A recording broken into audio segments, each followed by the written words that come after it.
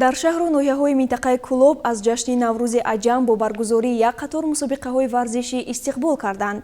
Ин навбат дар ҷамоати деҳоти Даҳана бо ибтикори соҳибкорони ватанӣ мусобиқаи гӯштини миллӣ баргузор гардид, ки дар он беҳтарин варзишгарони кишварҳои Тоҷикистон, Ӯзбекистон ва Федератсияи Россия ширкат варзида, барои ба даст овардани мукофоти олӣ нерӯозмоӣ карданд. мусобиқаи гӯштини миллӣ дар шаҳри Кӯлоб бо риояи анъанаҳои хоси ин риштаи варзиш, иштироки паҳлавонони шинохта ва ҳазорон нафар дилбохтагони варзиши суннатӣ бо шукӯҳу шаҳомати хоса ташкилу роҳандозӣ карда шуд. пеш аз оғози мусобиқа аз ҷониби соҳибкорони ватанӣ дарж гардид, ки бо мақсади амалӣ намудани дастуру супоришҳои пешвои миллат муҳтарам Эмомалӣ Раҳмон дар самти дастгирии ҷавонону варзишгарон, эҳёи суннатҳои мардуми тоҷик ва муаррифии дастовардҳои онҳо, ин тадбири варзиши соли сеюм аст, ки дар деҳаи мири поки ҷамоати деҳоти Даҳанаи шаҳри Кӯлоб баргузор карда мешавад. маврид ба ёдоварист, ки ба мусобиқоти имрӯза паҳлавонони номдори Тоҷикистон ба монанди Расул Боқиев, шоирону нависандагон, собиқадорони ин риштаи гӯштин ва дигар варзишгарони номдори дохилию хориҷӣ ба ҳайси меҳмони фахрии мусобиқот даъват гардида ба онҳо тӯҳфаҳои дастандаркорон тақдим карда шуд.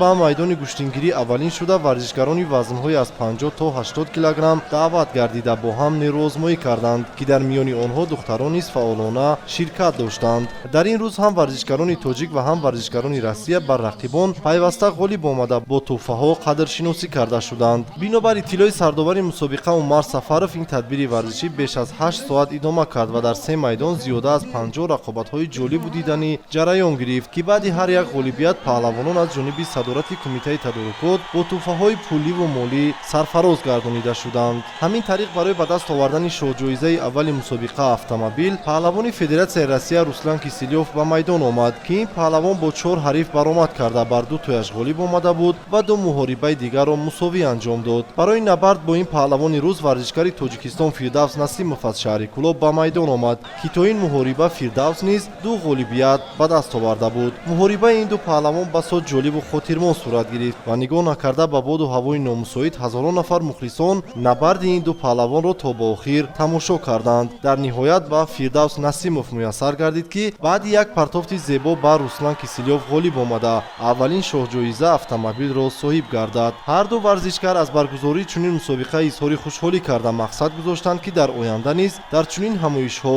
ширкат меварзанд. Я приехал из России на соревнования по гуштингири. Сам я занимаюсь самбо, я чемпион мира, чемпион России по спортивному самбо. И вот решил сюда приехать.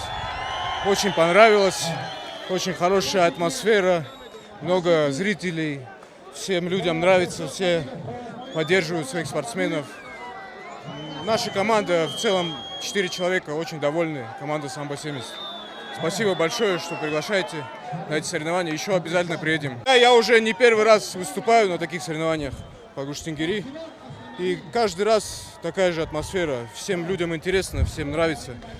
Это даже сравнится как с чемпионатом мира по футболу, наверное. болои ду рақиби худ дастболо гаштам ва соҳиби автомашина гаштам. дуюмин рақиби ман ин аз шаҳри Москав аз Федератсияи Россия буд. бисёр ҳам ҳарифи бо пурқувват буд ва ӯ дар чемпионати ҷаҳон боид ба самбо чемпиони ҷаҳон буд ва новобаста ба ин ман ба ин нигоҳ накарда болои ӯ дастболо гаштам ва сазовори автомашина гаштам. пеш аз ҳама сипосгузории худро ба пешвои муаззами миллат мерасонам.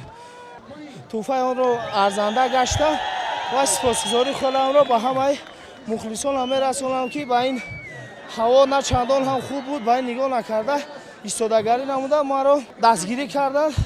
дар идомаи мусобиқа паҳлавони ҷавону умедбахши кишвар Саидшор Раҳматуллоев низ баъди муҳорибаҳои дуру дароз бар рақиби дигари худ аз Россия дастболо гардида соҳиби дуюмин шоҳҷоиза гардид. рақобат бо паҳлавонони Россия барои варзишгарони мо басод ҷолиб ва хотирмон ҷараён гирифт, ки мухлисону ҳаводорони гӯштини суннатӣ то ба охири чорабинӣ ба варзишгарони худ мухлисӣ карданд.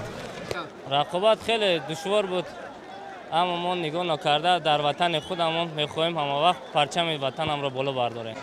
бо хоҳиши мухлисону ҳаводорони гӯштини миллӣ яке аз шоҳҷоизаҳои дигари мусобиқа барои ду паҳлавони шинохтаи Тоҷикистон Хуршед Маҷидов ва Шарифҷон Назриев гузошта шуд, ки набарди ин ду паҳлавон бенатиҷа, яъне мусовӣ анҷом ёфт. Сипас боз ду паҳлавони дигар, Сайҷалол Саидов, ки соли қаблӣ дар ин майдон соҳиби яке аз мукофотҳои олии шоҳҷоиза гардида буд, бо паҳлавони ҷавону умедбахши Тоҷикистон Амирҷони Насим нервозмоӣ карданд, ки майдондории ин паҳлавонон низ дуранг анҷом ёфт. Шоҳрух Амирхонов ва Додоҷон Қурбоналиев низ дар идома барои шоҳҷоиза мубориза бурданд, вале майдондории ин паҳлавонон низ дуранг хотима ёфт. Дар ниҳоят Амирҷони Насим бо яке аз паҳлавонони майдони гӯштингирӣ Амонулло Азимов майдондориро идома доданд, ки ин набард низ бенатиҷа ба итмом расид.